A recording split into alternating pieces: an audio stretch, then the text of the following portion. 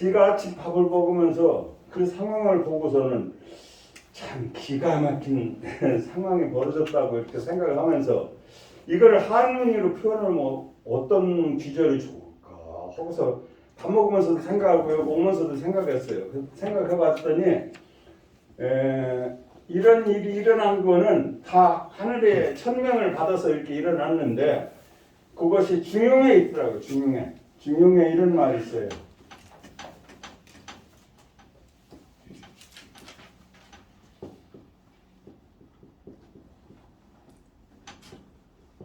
중용에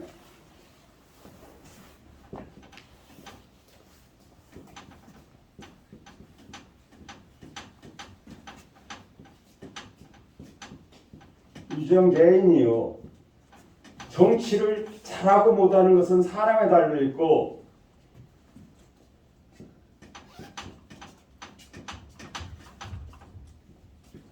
취인 이신이라 그 사람을 선택하는 것은 몸으로서 한다 이런 말인데 그 뒤에는 수신이도요 수도 이인이라고 이제 쭉 뒤가 나오는데 그 말까지는 여기서 필요 없고 정치를 잘하고 못하는 것은 사람에 달려 있고 그 사람을 선정하는 것은 몸으로서 하는데 이 몸신자를 제가 고치고 싶더라고요. 뭐라고 윤 취인 이윤을 했어요. 이번엔 윤씨로 선택을 했다. 하늘이 이번에 사람이 정치를 잘하고 못하는 것은 사람에 달렸는데 하도 지금 현 정부의 사람들이 정치인들이 정치를 못하니까 하늘이 그 사람 선정을 윤씨로다가 선택을 했다 이런 생각을 한번 해봤어요. 이 중용규절을 뭐 해가지고 이 신을 신 대신 이 윤을 써가지고 취인 이은 하늘이 윤씨로서 선택을 했다 이런 말을 생각을 해봤고 그리고 또 주역의 변화를 다루는 학문이라는 책이라는 것은 다 아시잖아요. 주역에서도 주역의 점치는 책이지만 그 자연의 변화를 가지고서 점치는 책이지만 그거를 공자가 10익을 짚고 특히 그 중에서도 계사전을 상전 하전을 계사전을 씀으로 해서 비로소 철학서적이 되고 동양에서 최고의 고전으로 자리매김을 하게 된 경우인데 그 주역의 계사전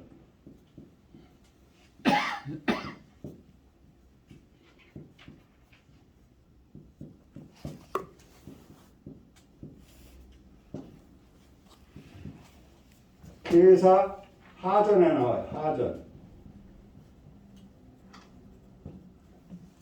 계사 하전에 그 변화에 대해서 이야기하는 게 나와요.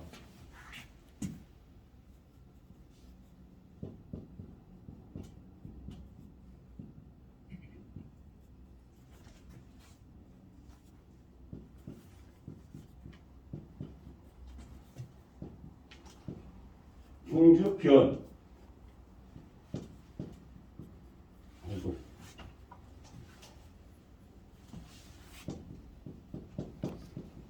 중주변이요.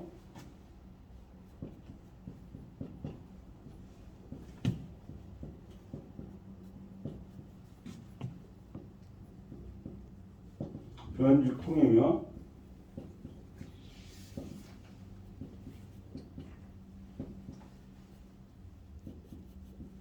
통주뿐이라 이게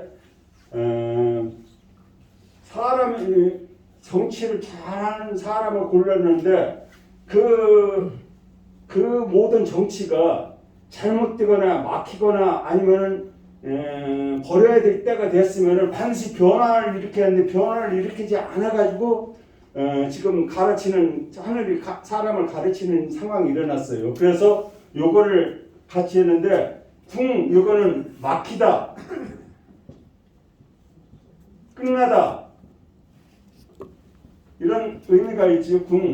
궁하면 이게 우리가 보통 알고 있어요. 궁죽통이라고요. 궁죽통이 이 궁과 이 통을 같이 합쳐서 이렇게 합쳐서 만든 단어가 궁죽통이에요. 여기서 나온 거예요. 궁죽통이. 궁죽변. 궁하면 막히면은 어떤 일이 안 되면은 그걸 변화를 해야 하는데 변화하지 않고 계속 고집 부리고 있으면은 28번을 해도 부동산 정책이 안 되는데도 그걸 고집 부리고서 다른 방법으로다가 변화를 시켜야 돼. 변하지 않았기 때문에 그것이 잘 되어가지를 못한 거예요. 그래서 변화를 하면은 통한다. 모든 것이 소통하고 잘 매끄럽게 잘 돼간다. 이런다. 이제 그렇게 되는 거고 통하게 되면은 사람이 통하게 되면은 그것이 다시 오래 간다. 그러면 여기서 거기 계사제는 나오지 않는데 구죽 하면은 오래되면은 궁이 된다는 결론이 여기서 또 나오지요. 그 오래되면 또 궁하지니까 그때는 또 변화하고 변화하면 또 통해서 잘 되고 모든 일이 소통이 잘 되고 그 다음에 소통이 잘 되면 그 일이 오래까지 갈 수 있게 순환을 계속 하는 거예요. 그 계사전 아전에 거기에는 구죽통이라는 말이 안 나와요. 이걸로 유지하고 있는데 구죽통이 돼야 다시 궁죽변이로다가 돌아갈 수가 있다는 생각을 해서 이 정부가 그렇게 막혔는데도 변화를 하지 않으니까 그 정치를 할 사람을 윤희라는 사람으로 선택했다 이 말로 이렇게 엮어내기 위해서 지금 제가 드린 말씀입니다.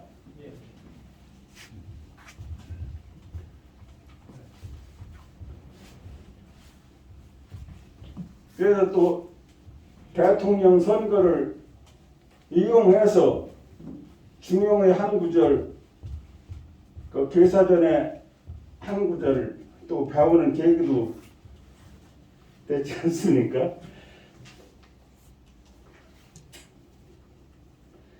그런데 이게 그 승리한 하늘의 선택을 받아서 대통령이 당선이 됐지만 승리한 수치가 1도 아니고 0.78%의 차이로 이겼기 때문에 크게 행사를 하지 못해요. 그러면 이럴 때 주역에서는 뭐라 하면 겸손해라라고 했어요. 겸손해라.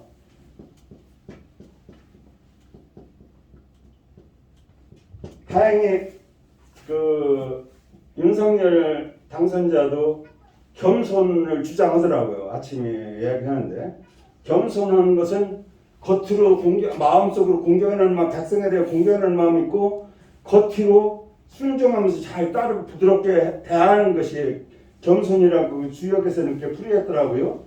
이거에 대해서 제가 이거는 그 서경에서 읽었었는데 제대로 기억을 못해요. 겸손하면은 이것도 서경 대웅호에서 나오는 말인데요. 이거는 제가 암기를 못했었기 때문에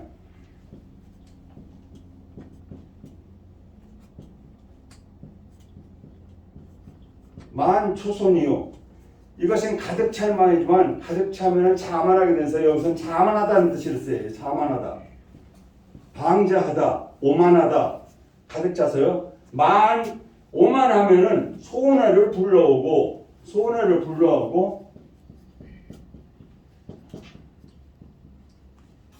겸손하면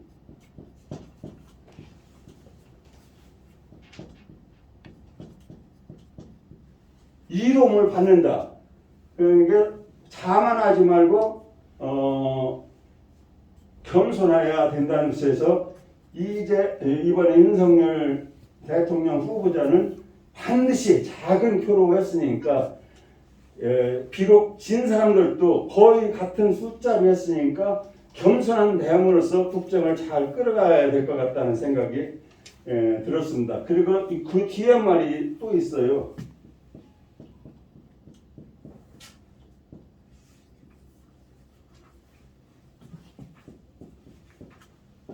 이 내자를 쓰려면 꼭 급자를 써줄 때가 많아가지고요. 급자 쓰던 그 버스처럼 만초선 자만하면 손해를 부르고 겸손하면 이익을 받는다. 이것이 하늘의 돈이라 했어요. 이것이 하늘의 돈이라. 신의 천도 이것이 하늘의 돌이라 뭐 이렇게 이야기. 이게 서경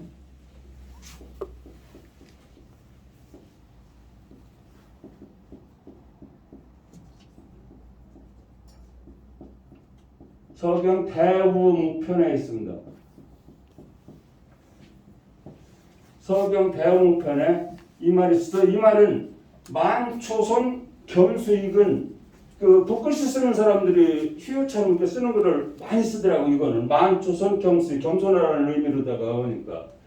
그래서 이게서 이제 만 가득 찼다고 해석을 해도 돼요. 가득 찼다고. 가득 차면은 그릇이 가득 차서 거기서 더 재물을 부으면은 흘러내리니까 손해를 덜 지게 되니까 손해를 보죠. 이게 덜다는 뜻이니까 덜다.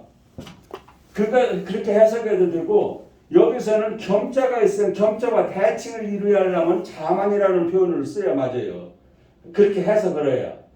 그 한자는 항상 그 대칭을 이루도록 그렇게 글자를 써요. 그래서 대칭을 이루어서 쓸 때에는 일반적으로 뜻이 잘 안 맞아도 비슷하면 그냥 써버리는 경우가 중국 그 문장에서는 그런 게 많이 나오더라고요. 그러니까 이거는 가득 차면은 손해를 불러온다라고 해석해도 뭐지만 겸수익과 같이 해석할 때에는 이거는 자만하다라는 만자하고 만자로 해석하는 것이 옳다는 것을 말씀을 드립니다.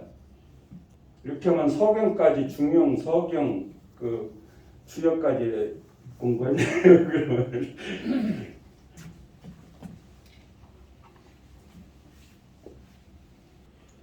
부모 제의엇이든 불원유하며 유필유방이니라.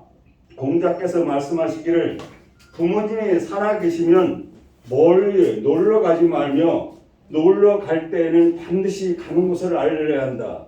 유필유방.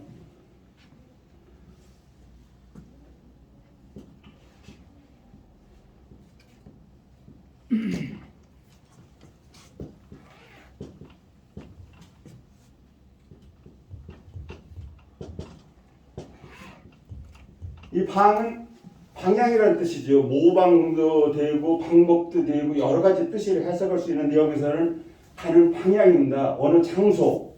유필 놀러 갈 때에는 반드시 알린다고요. 수학에는 또 이 말 위에도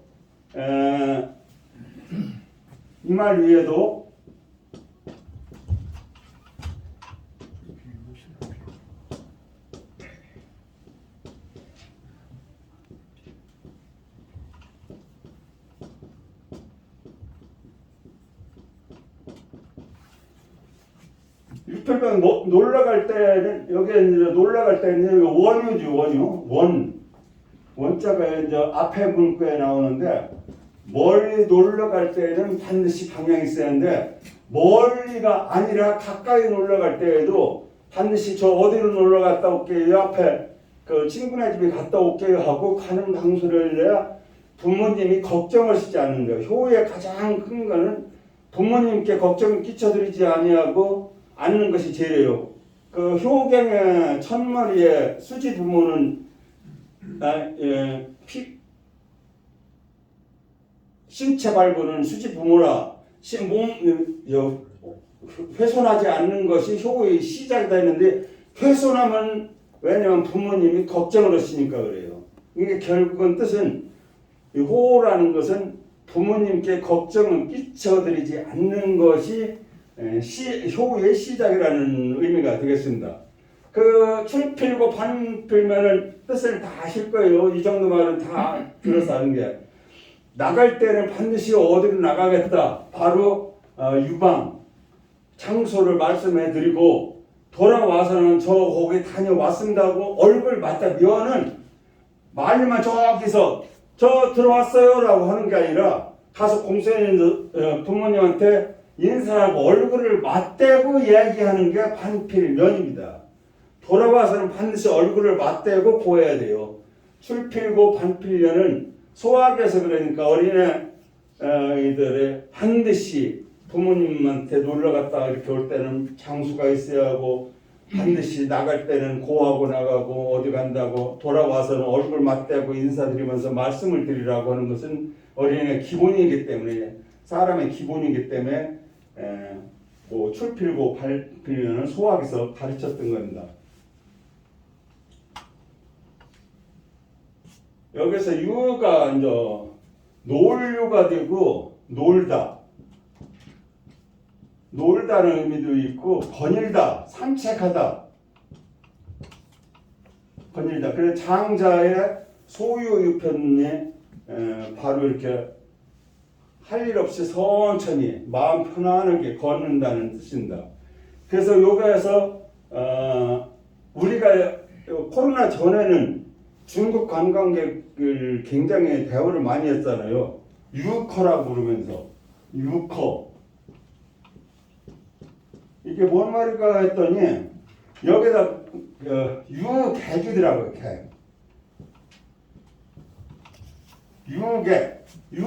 유객이 중국 발음으로 유커예요. 유커.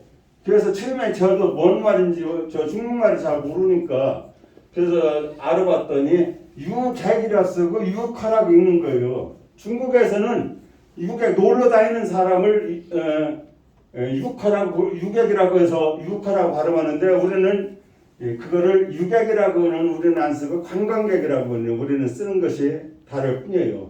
그래서 우리가 방송에서 맨날 유커 명동에서 막 유커들이 몰려든다. 유커가 지금 안 온다. 돈이 뭐 어떻다라고 하는 유커가 바로 놀러 다니는 관광객 유객이라는 의미로 그렇게 한다는 것을 말씀을 드리겠습니다. 이것은 논어 2인편에 나오고 소학에도 소개가 되는 얘기입니다. 그 다음에 이제 4-4는 자활, 부소명이시면 유의 불락하고 식재 구죽 토지아니라.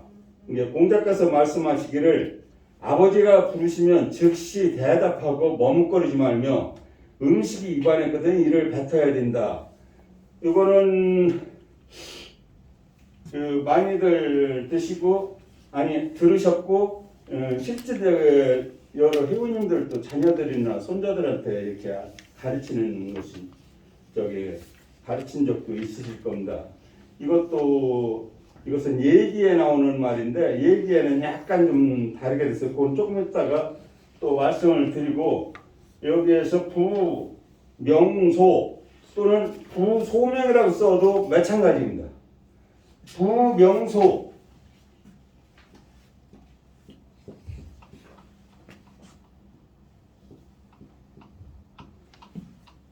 명소는 명령하여 부르다, 오라고 하다 이런 뜻이 되겠지 우리말로 하면은. 그런데 소명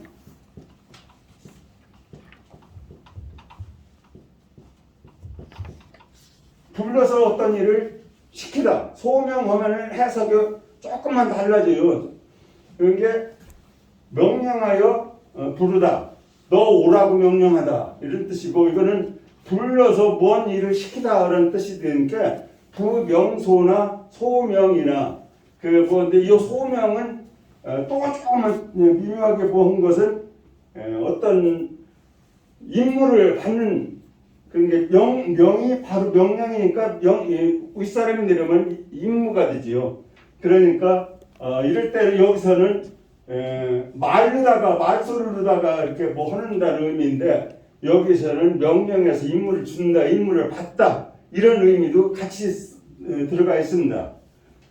그런데 그것이 실제 한문에서는 구분하지 않고 문장의 내용에 따라서 그렇게 해석을 좀 할 수가 있겠고, 불락은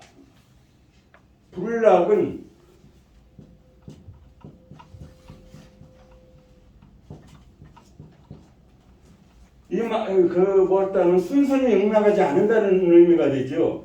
이 불락이라는 것은 바로 대답하지 않고 머뭇거리면서 여기서는 낙은 여기서는 이름을 부를 때 유의는 예 하고 대답하는 건데, 그렇게 하지 않고 바로 유하고 예하고 대답하지 않고 멈거리거나 느릿느릿 대답하는 거 이런 것을 공손하지 못한 그것이 되겠습니다.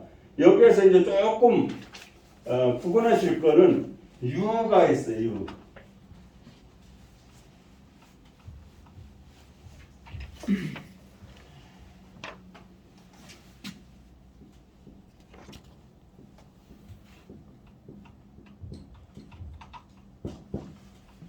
유가 여기서는 예라는 의미가 예. 우리말로 하면은 예 이렇게 하고 예하고 대답하는 것을 유라고 하는데 일반적으로 다른 의미로는 오직이라는 뜻이 또 있어요. 다만. 그런데 여기서는 예하고 대답하는 거예요. 우리는 예와 대답이 같은 말이고 이 오직으로 쓰는 유자 발음도 같고 뜻도 같은 것이 또 있어요. 두 가지 더.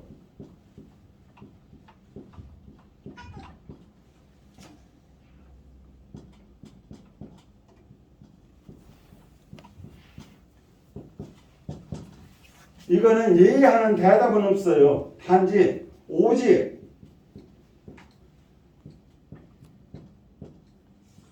다만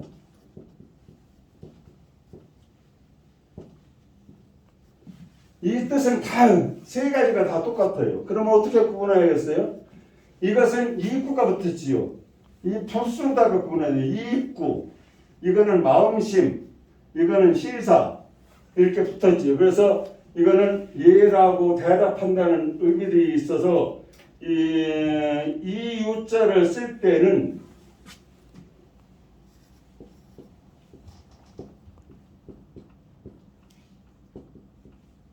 유물, 유심,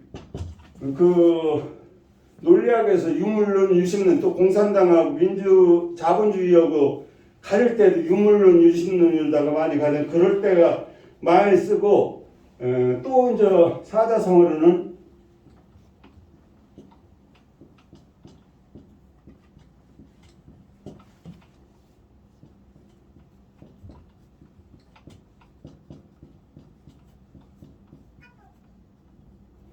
유아독존 할 때도 오로지 나쁜 나만 있다. 오로지 사물, 오로지 심리적인 마음, 의식세계 이렇게 이야기할 때의 그런 의미가 있어서 이익구와 관련된 것을 그 사람의 말이나 이런 것과 관련이 있다. 그 다음에 이제 신방변이 있는 거는 생각할 유, 어조사 유라는 뜻이 따로 있어요. 또 생각할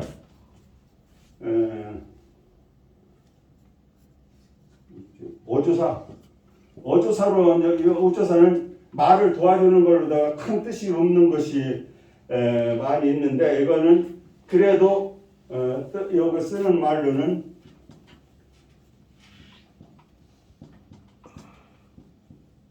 유독 오직 혼자만이 이런 말이 있고 유일 오로지 나 하나뿐 이렇게 쓸 때 그런 생각과 관련된 단어를 많이 쓰고요. 이거는 멜유 이에도 매다 실사가 들어갔지요. 그러니까 얽어맨다 이런 의미가 있고 맺다 관계를 맺다 이런 의미를 오직이라는 말 외에 그런 뜻이 있어서 쓰니까 유자를 다 써놓고 오직이라는 의미를 쓸 때는 어떤 게 써도 맞아요. 맞는데 이것이 또 다른 문장과 뭐 할 때에는 이런 의미가 따로 있으니까 그거를 좀 구분하시라는 얘기고요. 그러니까 이 오직의 용례로는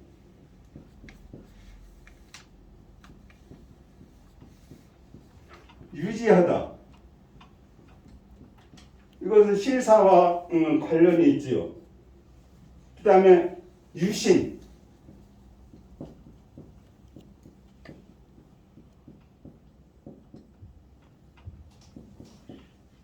이런 의미로 쓸 때 이 유자를 쓰니까 이 유도 지금 오늘은 여기서는 대답과 관련된 얘기에서 이 다만 오직 유 예하고 대답할 유를 썼지만 오직이라는 의미로 쓸 때는 이 유자와 멜유 이런 종류가 세 가지가 있다는 것을 아시면은 조금 도움이 되실 겁니다.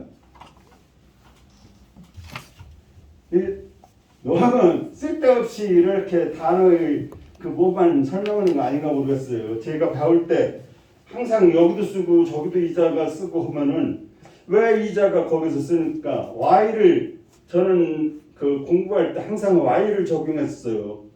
이 뜻이 이렇게도 쓰고 저렇게 쓰는데 왜 그럴까? 이 글자의 근원은 뭘까? 그래서 맨날 y라는 것을 의문을 갖고서 공부를 하다 보니까 그런 쪽에 그냥 많이 익숙해져서 여러 회원님들한테 설명할 때도 이제 그렇게 이야기를 말을 그렇게 하게 됩니다. 좀 번잡스럽고 보여도 이해해 주시기 바라고요. 이 말과 똑같은 것이 아까 했죠. 얘기에 이제 그거는 참고란에 있으니까 여기다 쓰지 않을게요. 옥적편에 나오는 말로 부명호, 여기는 호도 소리내서 부른다는 의미예요. 명호시든 유의 불락하고 수집 손에 이익거리를 들고 있으면 반드시 내려놓고, 투는 던질 투지만 여기서는 내려놓고, 식재 구즉 음식이 입안에 있으면은 이것을 뱉어내고 주의 불춘이라.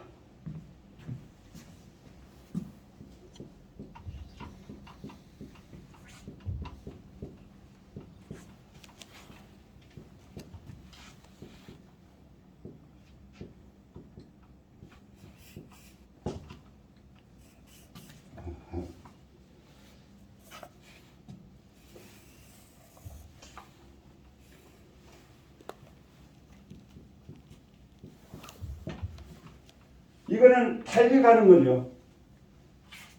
아버지가 부르면은 얘 거기서 빨리 달려가는 거예요. 추는 빨리 걸을 추자도 되고 종종 걸음 추자도 돼요. 그거 뛰지 않고, 이거는 뛰라는 얘기예요. 뛰지 않고 뛰면서 종종 걸음으로 천천히 종종 걸음을 걸어가지 말라는 얘기예요. 대답하면은 뛰어서 아버지가 부르니까 뛰어서 가서 왜 부르셨습니까 하고 하유를 여쭤야지, 종종 걸음이라도 이렇게 걸어, 아무리 빠른 걸음이라 하더라도 걸어가서 하지 말라는 말이에요. 이게 주의 불추라는 것은. 추는 다른 데 쓰면은 빨리 걷다는 뜻으로 또 써요. 그런데 여기서는 그냥 걷는 거예요. 천천히. 그런 의미로 여기서는 이 추가, 그래서 제가 이거를 소개해 드리는 겁니다. 그러니까 여기에서는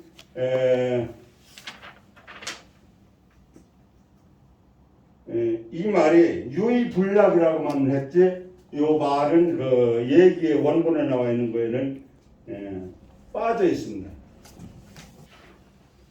그 다음에 4-5 요까지만 하고 회식 시간을 드리겠습니다. 태공말, 태공은 다 아시죠? 강태공. 태공이 말하기를 효어치님은 어버이에게 효도를 하면 자욕 효지하고 자식도 또한 나에게 효도하고 신기 불이오면 내가 이미 효도하지 않았다면 자식이 자하효원이라. 자식이 어찌 나에게 효도하겠는가. 여기에서 그 알 수 있는 것은 아까서도 배웠지만 종도득도 과도득 종과 득과하고 똑같아요. 콩 심은 데 콩나고 팥 심은 데 파는다. 내가 효도하지 않았는데 내 자식들이 어째 나중에 나한테 효도하겠는가라는 뜻이고, 또 우리 속담에도 효자 집안에 효자난다고 자식들이 나의 행동을 번보고 한다는 그런 의미를 담은 것입니다. 여기는 어려운 애가 없으니까 그 뭐하고 글자의 약자를 좀 알려드릴게요.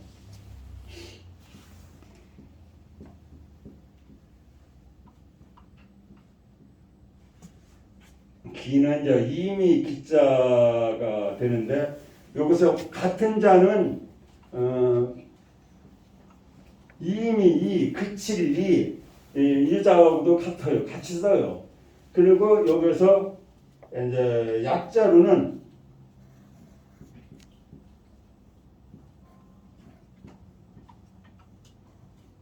이거는 약자예요.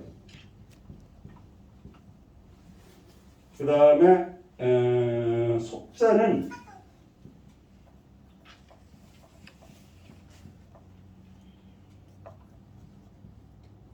하는 아들을 낳느니라. 불신거든 믿지 못하겠으면 다만 오직 간첨두수하라. 간첨두수하라. 처마 끝에서 떨어지는 낙숫물을 보아라. 점점 적적 한 방울 한 방울 떨어지는 것이 하나도 어긋남이 없이 떨어진다 이런 뜻이에요. 그러니까 이것도 앞에 이제 종도독도 같은 말, 콩 심은 데 콩나고 팥 심은 데 팥 난다는 것을 내가 어버이한테 효도하고 순종을 하면은 내 자식도 효도하고 순종하는 날을 낳고 내가 오역을 하면 부모를 거스르면은 다시 나를 거스르는 아이를 낳는다. 이 말을 못 믿거든. 처마 끝에서 떨어지는 그 낙숫물을 보아라. 점점 적적이 그 떨어지는 것이 차이가 하나도 없이 떨어진다. 어긋남이 없다. 이런 의미로 앞에 4-5하고도 맥을 같이 하는 의미라고 하겠습니다. 여기에서 이제 환자는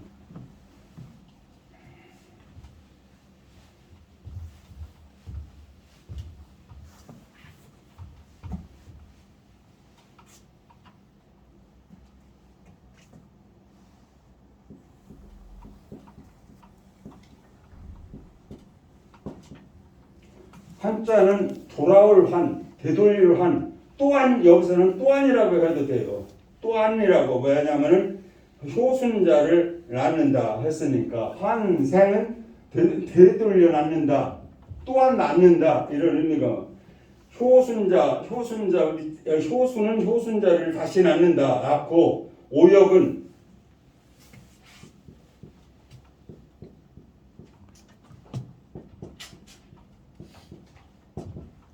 그 오역은 다 거슬러. 이것도 거슬려. 부모 말을 거슬린다는 얘기예요. 오역한다는 것은 단순히 그냥 말대꾸하고 하는 게 아니라 심한 말로 거슬리는 거. 이 역 같은 거는 반란을 일으킬 정도. 부모한테 대들면서 거슬리는 것을 오역이라고 해요. 그냥 단순히 부모 말에 잘 안 듣고 하는 정도가 아니라 역은 거꾸로 이렇게 뭐 한다는 역도 있잖아요. 그래서 대들면서 부모님의 뜻을 거슬린다는 의미가 되겠습니다. 처마첨자, 여기서 처마첨자가 조금 쓰기 어려울 거예요.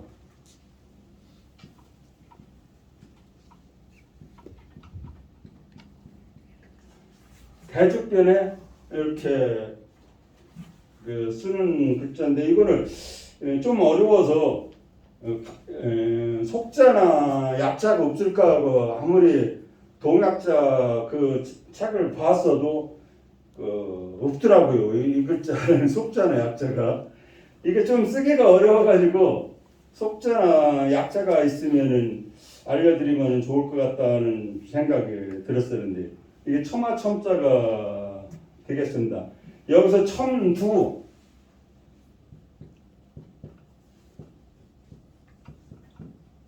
첨두는 이거는 머리인데 이 문맥으로 보면은 처마 끝입니다. 추녀 끝. 여기서는 머리가 아니라 머리는 시작도 되고 마지막도 되지요. 이 거꾸로 놓으면 되니까. 여기서 첨두는 추녀 끝. 미라는 의미로다가 보면 될 거예요.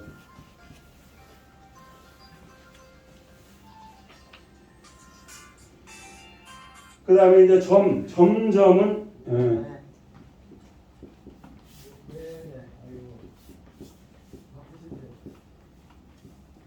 한문을 같은 자 할 때는 이렇게 표현을 하고 책에서도 그 쓸 때는 서야 긴 문장을 서야 할 때에도 같은 자는 이런 식으로다가 거듭되는 백자를 표기하기도 합니다. 점점 적적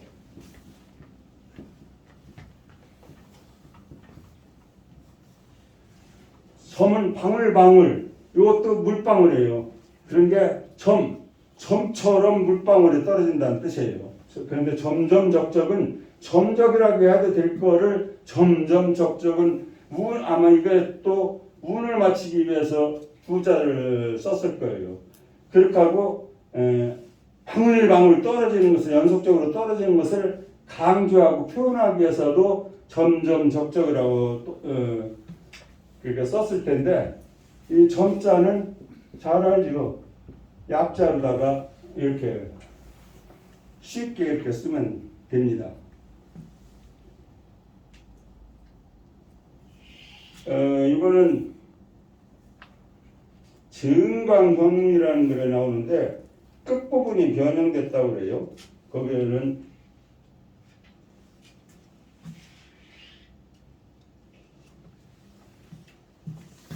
그 끝부분을 제가 메모해 왔는데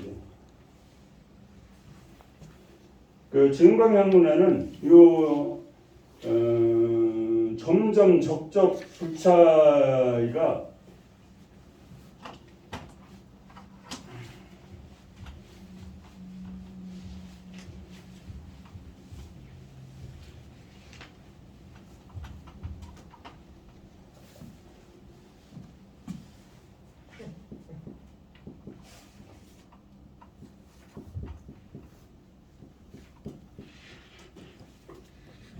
점점 적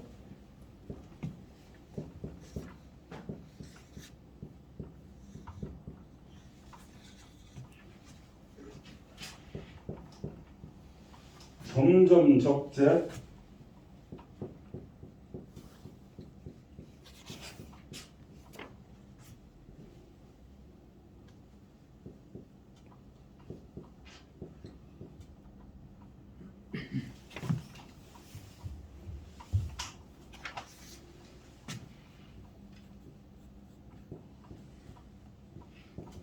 구와 지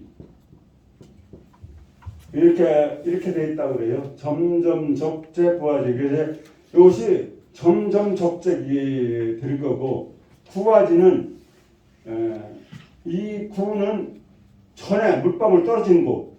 그러니까 이거는 쉽게 하면 앞전의 의미가 되고 구와 어느 웅덩이가 되지요. 웅덩이 파인 것 또는 파인 것.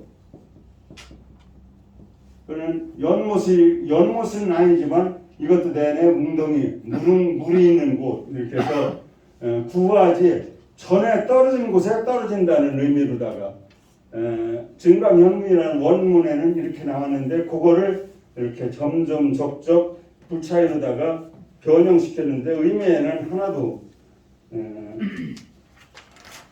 변함이 없습니다. 그런데 이것이 청주본이라고 하는 데에는 청주본과 추적본에는 오역을 갖다가 오역이라고 표기를 했다고 해요.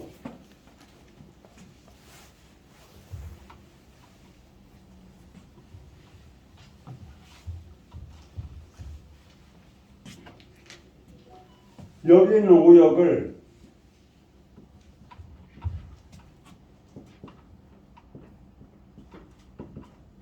오역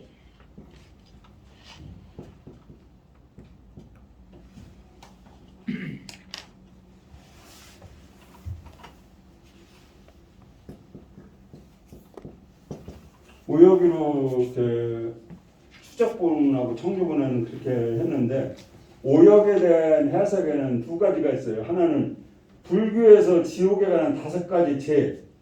그거는 불교에서 지옥에 간다고 하는 5가지 죄라는 것은 아버지를 죽이는 일, 어머니를 죽이는 일, 득도한 스님을 죽이는 일, 중들의 화합을 깨는 일, 불상을 손상시키는 것을 불교에서는 오역이라고 한답니다. 그런데 여기서 5가지 죄를 이야기하는데 본문 내용하고 불교의 그 오역하고는 아무리 봐도 맞지가 않잖아요.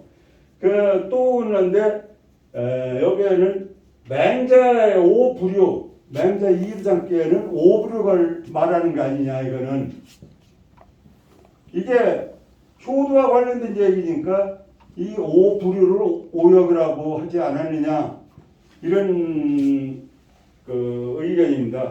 그래서 오불효는 맹자를 배우셨으니까 알 테지만 게을러서 부모 봉양을 돌보지 않는 것, 도박 음주로다가 부모 봉양을 돌보지 않는 것, 재물과 처자에 빠져서 부모를 돌보지 않는 것, 보고 듣고 노는 일에 빠져서 부모를 욕되게 하는 것, 싸움을 좋아해서 부모를 위태롭게 하는 것, 부모에게 걱정 끼치는 것이 되죠. 이건 여기 맹자 이루장구 하에 나오니까 오역을 모시려면 맹자를 배우셨다니까 거기에 찾아보시면은 한자로 한문으로 된 문장까지도 다 알 수 있을 겁니다. 그러면 이번 첫 강의는 여기서 마치고 좀 쉬었다가 다음부터 한번 살펴보도록 하겠습니다.